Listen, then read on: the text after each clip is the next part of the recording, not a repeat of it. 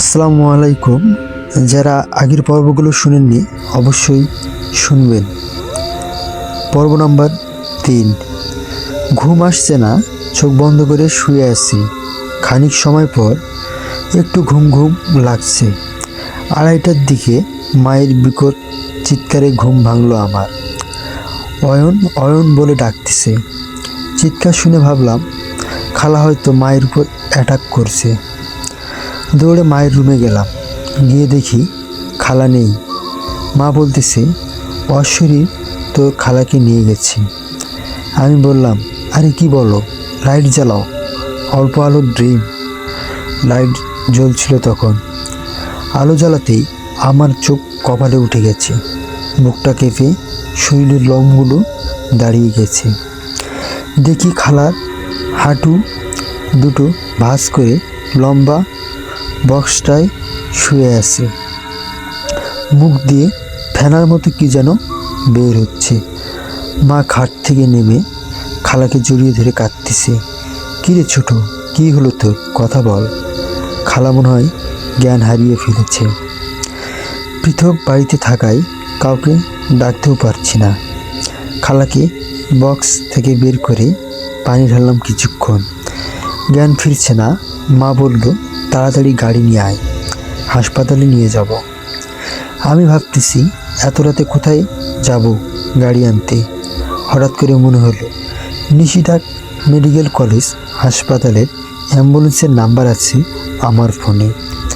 সাথে সাথে ফোন বের করে ফোন করলাম। এক ভাই ফোন ধরল। আমি ঠিকানা সহ সব কিছু বললাম। লোকটা অত্যন্ত ভালো মনে হচ্ছে। আমাকে বলল ভাই চিন্তা করবেন না, 1 ঘন্টার মধ্যে আমি আপনার বাড়ি পৌঁছে যাব। আমার খুব ভয় করছি। ওই মেডিকেলে জঙ্গলের ভিতর দিয়ে যেতে হয়। খালার উপর অশরীর নজর। রাস্তায় যদি কোনো কিছু করে এসব ভাবছি আর শরীরটা ঝাঁকি দিয়ে উঠছে প্রায়। খানিক সময় পরেই বাইরে অ্যাম্বুলেন্সের একটা আওয়াজ শুনলাম। আওয়াজটা শুনেই দৌড়ে বের হলাম। বের হয়ে দেখি গাড়ির কোনো আভাস নেই।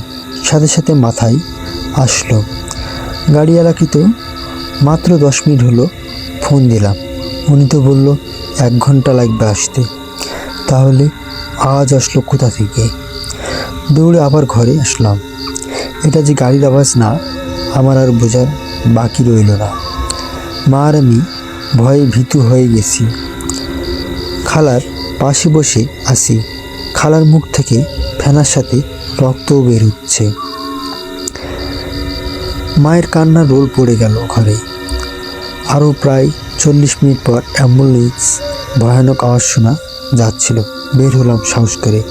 দেখি ধবধবে সাদা একটা গাড়ি জঙ্গলের ভিতর দিয়ে আমাদের বাড়ির দিকে আসছে।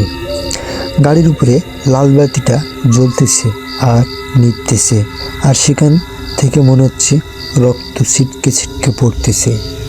দেখে বুকটা কেঁপে ওঠে। ভয়ে দৌড়ে আবার ঘরে আসলাম। এসে দেখি মা ও খালার পাশে জ্ঞান হারিয়ে পড়ে আছে।